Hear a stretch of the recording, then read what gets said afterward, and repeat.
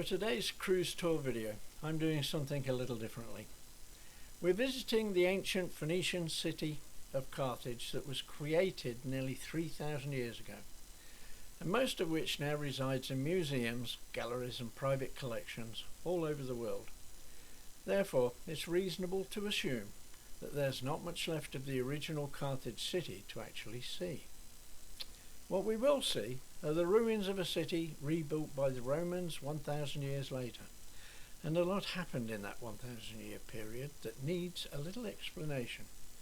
So I'm starting with a very short potted history of the old Phoenician city, how it was created and what led to its destruction. Enjoy. On the 8th of November last year, our cruise ship made a stop at La Goulette in the Gulf of Tunis on the north coast of Africa. You might ask, what is so extraordinary about that? Well, it's the modern port of the ancient Phoenician city of Carthage, and I for one had never heard of La Goulette. But I had heard of Carthage, and I was intrigued to find out more about it. When we did classical history at high school, we were made aware of the early beginnings of civilization in Mesopotamia and Mediterranean areas, but it seemed to me to be more like myth and legend rather than real life with real people. It spoke of Assyrians, Phoenicians, the Mycenaeans, Etruscans, Minoans and Carthaginians. I'm probably missing a couple there. It wasn't until the Romans came along and dominated the whole of the Mediterranean and later the Middle East and Europe that history really took on any meaning, for me at any rate.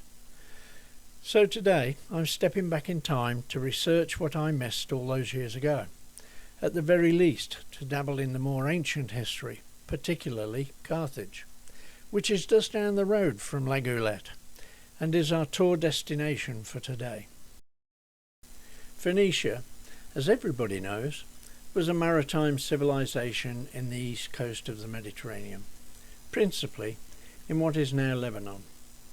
Around 830 BCE, or so we think, King Pygmalion of Tyre killed his wealthy brother-in-law Sachaeus for no other reason than he wanted the wealth for himself. This made his sister, Princess Dido, very uncomfortable and fearing for her life.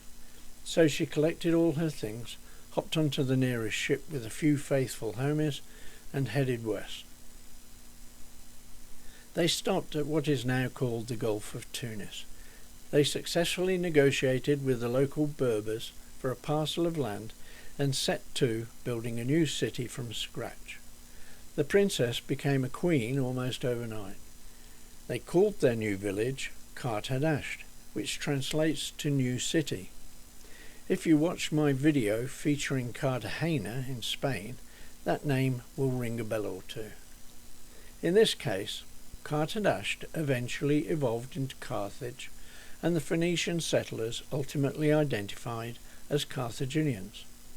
For quite a long period, they were the dominant traders and seafarers in the Mediterranean, and so became a target for the upstart civilizations that wanted a piece of the action.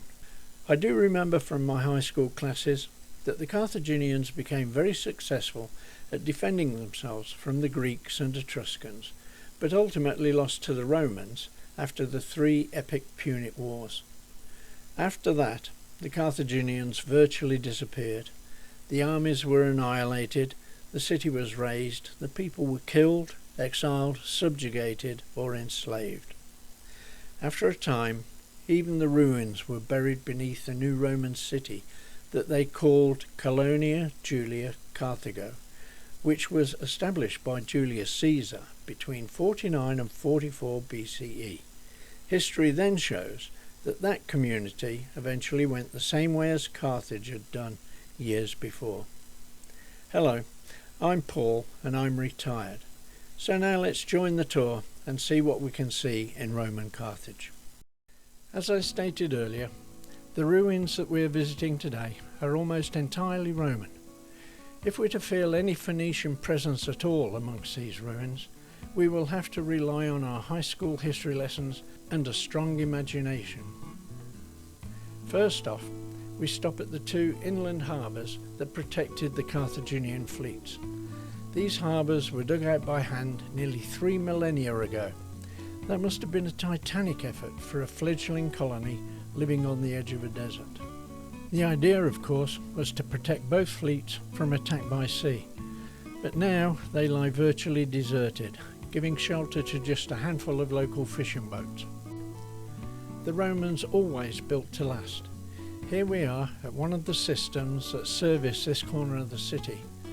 I have no idea why there is a cannonball sitting here, unless it's from a much later period. When they built over the top of Carthage, they installed infrastructure, starting with an aqueduct to bring in fresh water to several cisterns dotted throughout the city. They stored enough water for a population of around 100 to 150,000. This cistern is a fabulous example of how the Romans built utilitarian arches, basically from carefully arranged rubble and concrete, rather than with terracotta bricks. The city walls, or what's left of them, built by Queen Dido in the 900s BCE, are miles away according to this milestone. But this lady won't be telling us much of anything.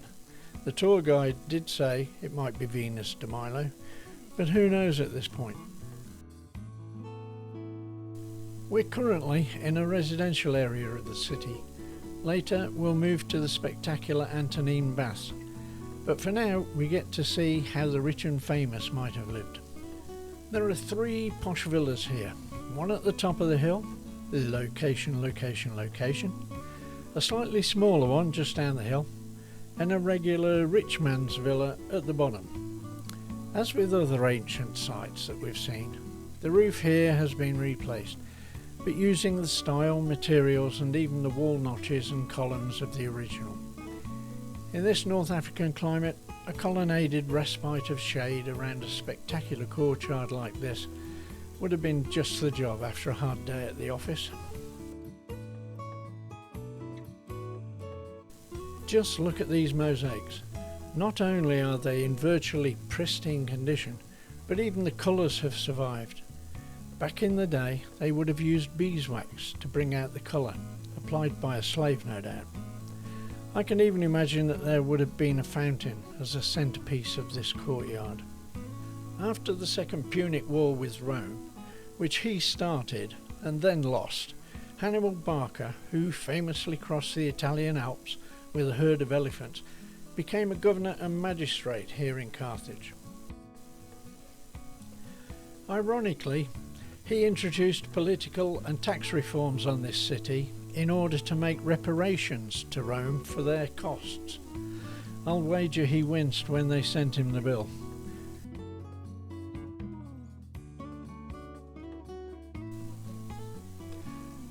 I've now moved to what was probably the main living area and dining room. The main floor is an eclectic mixture of tiles and mosaics, surrounded by a mosaic border indicating that this is a high-status dwelling, and it's easy to imagine a large group of people in their finest togas wining, dining and reclining in this hall. Wow.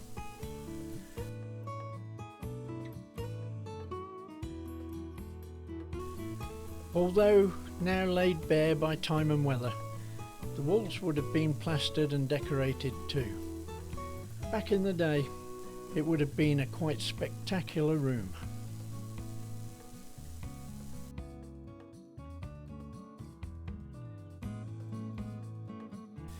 Next to the dining room is another large area that may have been an open yard, but the mosaic has been covered over with tiles by the Byzantines or Byzantines.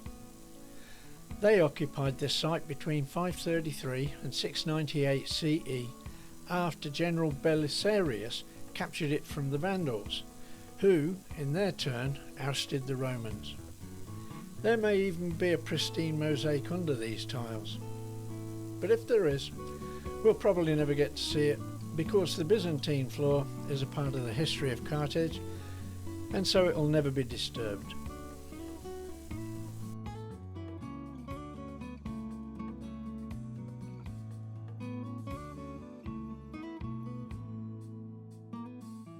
Judging by the thickness of these walls, I'd venture a guess that this villa was at least 2 stories, maybe parts of it were even 3 stories high, which would definitely confirm it as high status.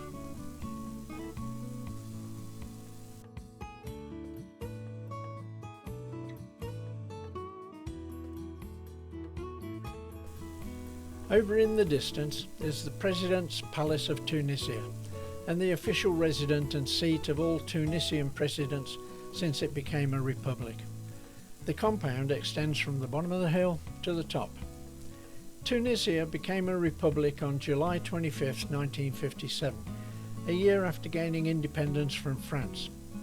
The National Constituent Assembly wasted no time in abolishing the monarchy and deposing the last monarch, Mohammed Al-Amin, and appointing Habib Bourguiba as the country's first president.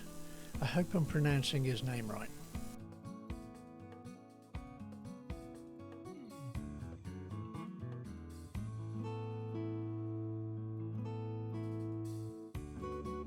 Moving out of this area on our way to the Antonine Baths complex, we're looking down the hill at the remains of the other 2 not quite so posh villas.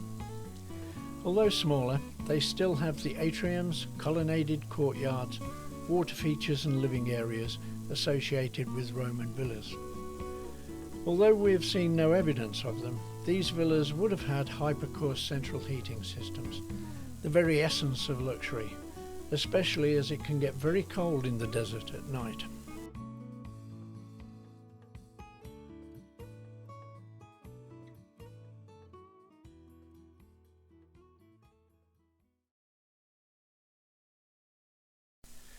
Here we are, arriving at the gates of the Antonine Baths.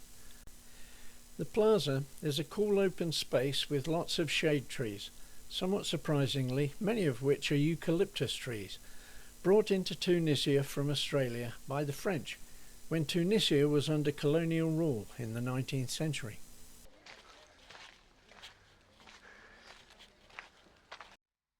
This is where we are right now at the Roman Baths. It's like a spa, very sophisticated, you will see. This is supposed to be the 3rd largest Roman baths in the world. The 2 largest are in Rome. Caracalla, 90,000 square meter, which is also in Rome. Diocletian in Rome, 60,000 square meter. Here the 3rd largest, 30,000 square meter. It's a huge 1,000 people that can fit together. It's the one, so we'll walk through straight, then we'll be on the right side. It has a nice sea view. But the water was from the Roman aqueduct. It was a fresh water. They came the water from like the spring all the way around here to Carthage. They had the hippodrome for horses and chariot races. This is totally like buried in private land. They had the Colosseum for fighting animals and Roman gladiators. The one in Rome, 43,000 people. Here in Carthage, it's supposed to be the 2nd largest, 38,000 people that can fit together. And it's totally destroyed by the Vandals. Then they took the stone, they recycle around, they steal it. We have the 3rd largest one, which is in Al-Jam, 3 hours way drive south, ELGEM. Al-Jam, 30,000 people that can fit together. It's the best preserved Colosseum in the world, here in Tunisia, 3 hours way drive south. If you didn't quite hear that, she stated that the baths are the 2nd largest in the Roman world and can cater to 1,000 people at a time, and they cover an area of 90,000 square meters. That's 22 acres to our American friends. Just a few yards into the park proper, this is just one of several Punic necropolises found throughout the city.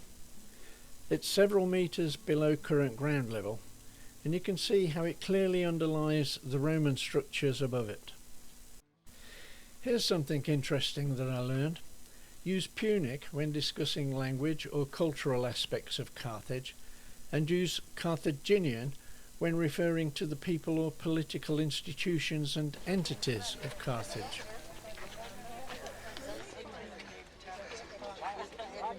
And all of this is on top of the Punic remains.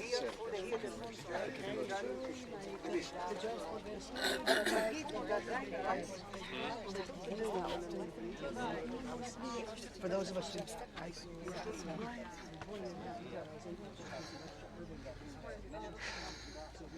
Gommage, when they finish, like cold room, frigidaire to close the pore of the skin. They can just come. It's like cold room, yeah. Caldarium, like caldarium hot room. Here are a couple of plaques showing us what it was like back in the day. You can stop the video here to check out all of the facilities that were available to those very lucky patrons.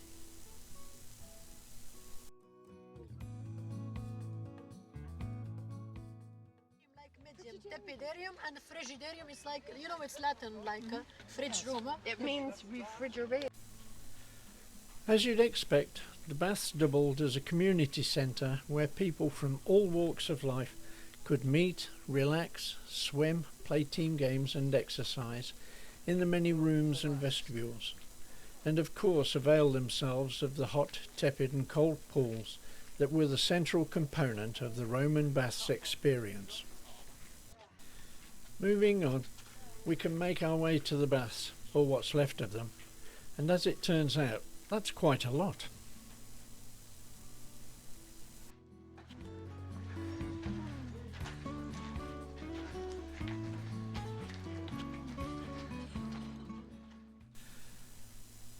From here on, I'll keep quiet and let the ruins speak for themselves, although you may catch me talking to myself every now and again, as I sometimes do that.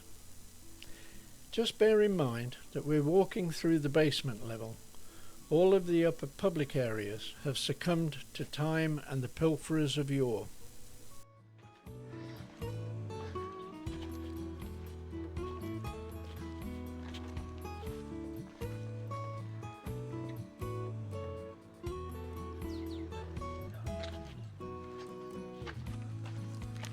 Oh, let's go through.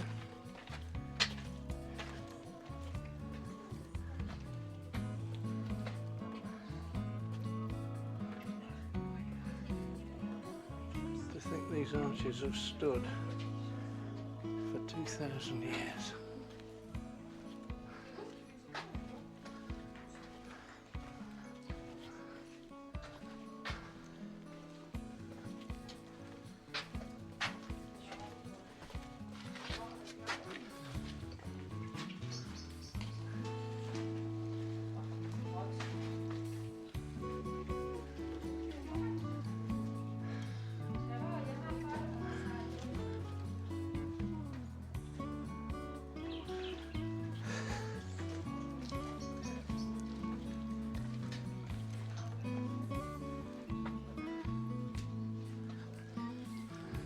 I don't know if I heard right, whether she said it was 70 or 17 years to build this place.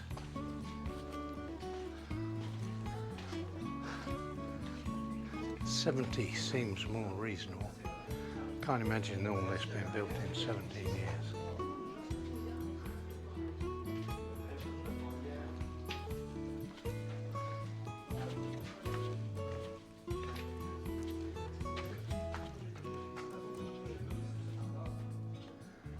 It's a labyrinth.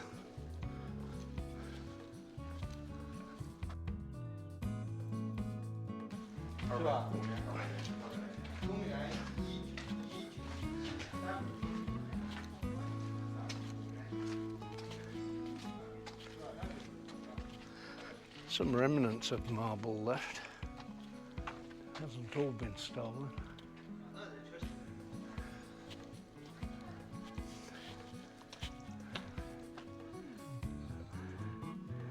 These were all obviously vaulted arches. Saves having to have a lot of columns and lintels. It was a brilliant concept.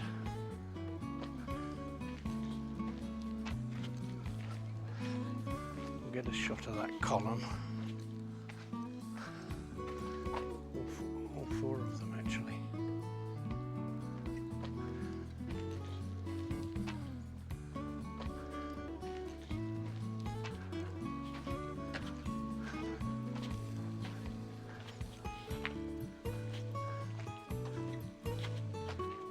The fact that these overhangs still exist is testimony to the quality of the concrete.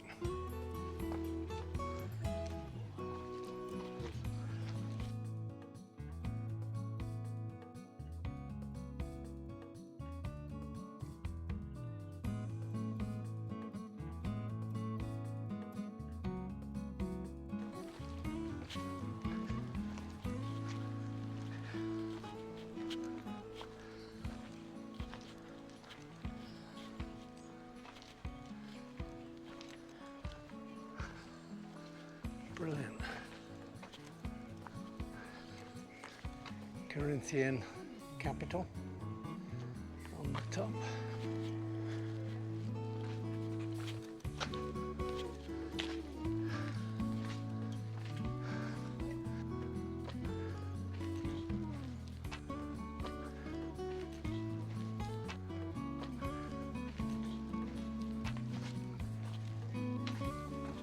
There's remains of a nice plinth.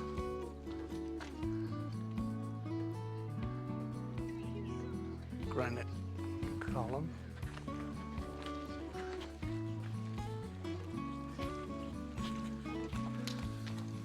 I'm just amazed at how much of this still exists.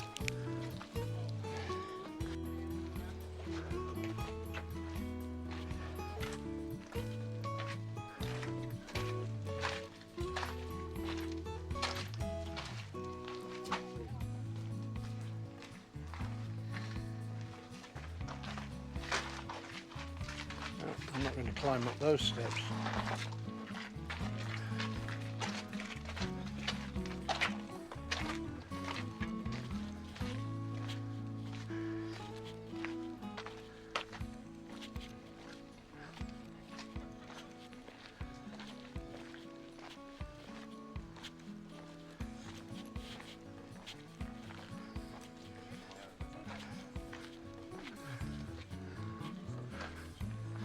Right, these are square columns. Oh no, they're not columns at all. They look like the remains of lintels.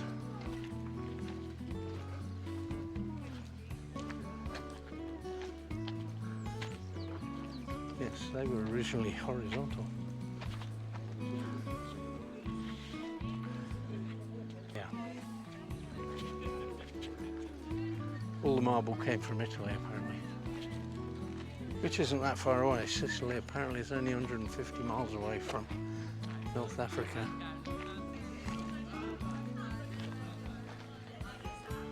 Oh, look at this column, look at this marble. Beautiful. Absolutely beautiful. Look at that. That would have been gorgeous, all polished up, shiny. The exit ramp takes us back up to ground level and the present day. All we have to do now is rendezvous with the tour group and head for the bus, but I won't bore you with that. Next stop is Sidi Bou Said and hopefully some refreshments.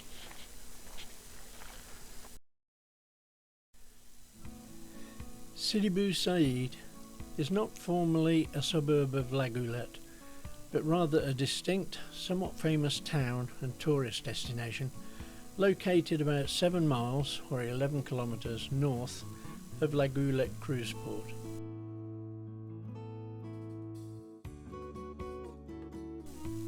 Predictably, we're disgorged from the tour bus at the entrance to an open market, where we're given an opportunity to spend some money on souvenirs and gifts.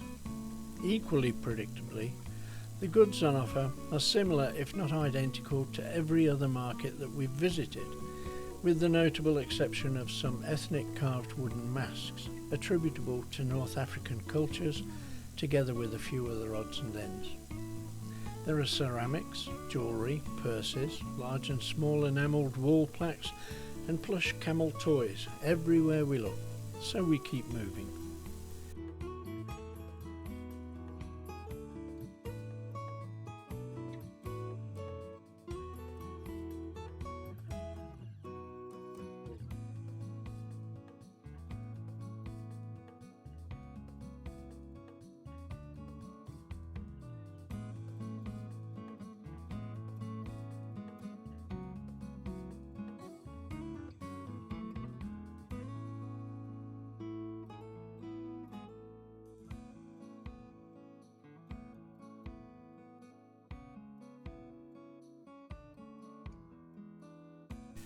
To exit the market, we must run the gauntlet of an alleyway that finally opens into a street where we hang a right and head up the hill, which I might add is steeper than it looks.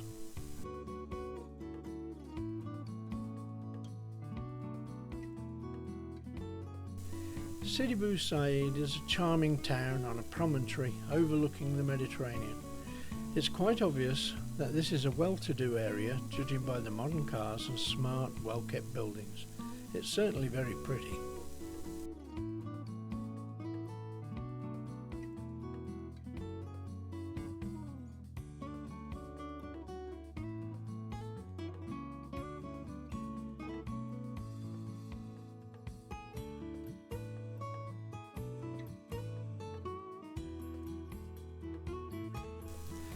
Stopping in a side street, our guide is pointing out a nondescript house that Swiss artist Paul Klee stayed in during his 1914 visit. He spent 12 days in Tunisia, during which he produced numerous watercolours including iconic sketches of the city. He later stated that it was a pivotal trip that matured his use of colour and ultimately solidified his artistic style.